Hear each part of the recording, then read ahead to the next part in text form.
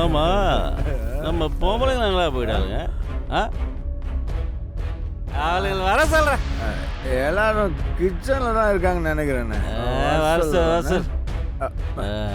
ஜெயந்தி, நான் போய் கூட்டு வருவேன். ஜெயந்தி ஜெயந்தி ஜெயந்தி, நீ மறுபடியும் ஒரு தடவை ட்ரை பண்ணு.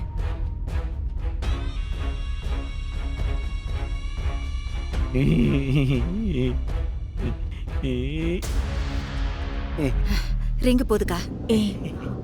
யார்கிட்ட பேசிட்டு இருக்க?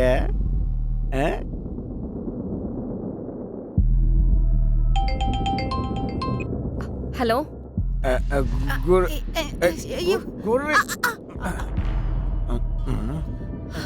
அக்கா, டாக்டர் வந்திருந்தாரு, அவர்கிட்ட பேசிட்டு இருந்தேன். அதான் நீங்க முதல்ல ஃபோன் பண்ணும்போது எடுக்க முடியல. என்ன விஷயம்க்கா, சொல்லுங்க. அக்கா, ஹலோ. என்னாச்சுமா?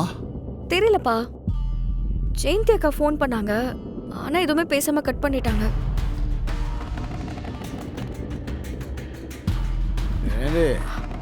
உங்ககிட்ட இத்தனை வாட்டி சொல்லியும் நீ திரும்ப அவள்கிட்ட பேசிட்டு இருக்கியா?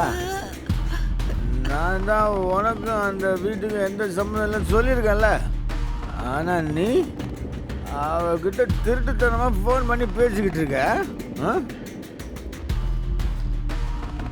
ஏய், இன்னொரு தடவை இந்த மாதிரி ஏதாவது பண்ணீங்கன்னு போய் அவ்வளோதான். ரெண்டு பேரையும் அண்ணன் கூப்பிடுறார். வாங்க வாங்க போலாம்.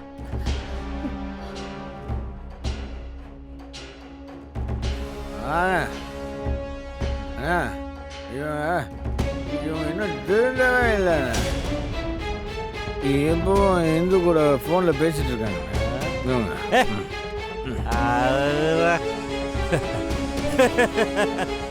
இப்ப சந்தோஷமா இருக்கும்போது அவரை எதுக்கு ஞாபகப்படுத்திக்க?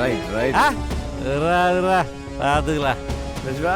வாடா வாடா வாடா வாடா வாடா வாடா உட்கார்றா. இருக்கிறாரோ சந்தோஷமா இருக்கு. அது காரணம் தெரியுமா? என்னது? சீக்கிரமே நம்ம வீட்டுல ஒரு சந்தோஷமான நிகழ்ச்சி நடக்க போகுது. எல்லாரும் தயாரா இருந்துங்க.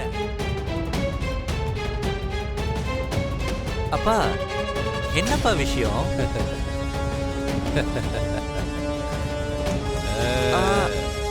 எல்லாம் நல்ல விஷயம் தானே. நல்ல விஷயம். கூடிய சீக்கிரமே உங்க எல்லாருக்கும் என்னென்ன சொல்றேன்.